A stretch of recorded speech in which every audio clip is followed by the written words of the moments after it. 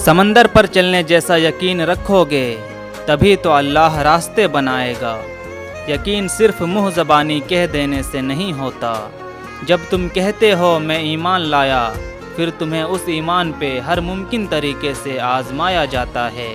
कभी देर करके, राहें बंद करके, दुनिया तुम्हारे मुख्तलिफ करके, नसीब को तुम्हारी दुआओं से दूर करके, तुम्हें तन्हा और बेबस छोड़ के, तो तुम भी भूलना मत अपने रब पर यकीन रखना कि गवाही दी है ना, वो अदल और इंसाफ का बादशाह है।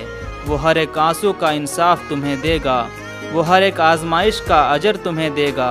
बस ये वक्त इम्तिहान का है, और जितना अच्छा इम्तिहान दोगे उतना ही अच्छा नतीजा मिलेगा, बल्कि उससे भी कई ज़्यादा मिलेगा।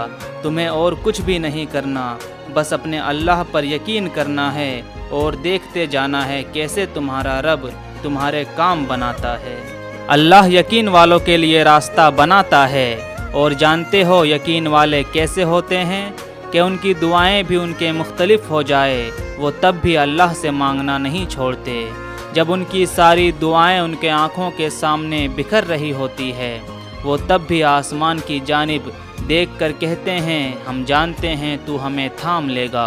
तो बताओ तुम इतना यकीन रखते हो अल्लाह पर कि अपने मंसूबों को उसके मंसूबों के लिए तर्क कर दो? नहीं, तुम फ़ौरन डर जाते हो और ज़ोर ज़ोर से कहने लगते हो कि अल्लाह ने मेरी दुआएं सुनी ही नहीं।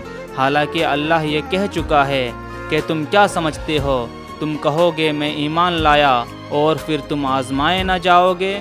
जान मारनी पड़ती है तब जाके अल्लाह मिलता है।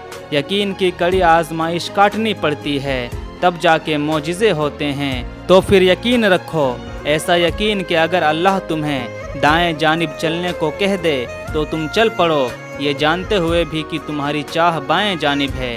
फिर देखो अल्लाह बाएं को दाएं तरफ कैसे ले आता है, और फिर तुम्हें उस रास्ते से कुदरतें दिखाएगा जहां से तुम्हें कुछ भी मिलने की उम्मीद तक नहीं थी।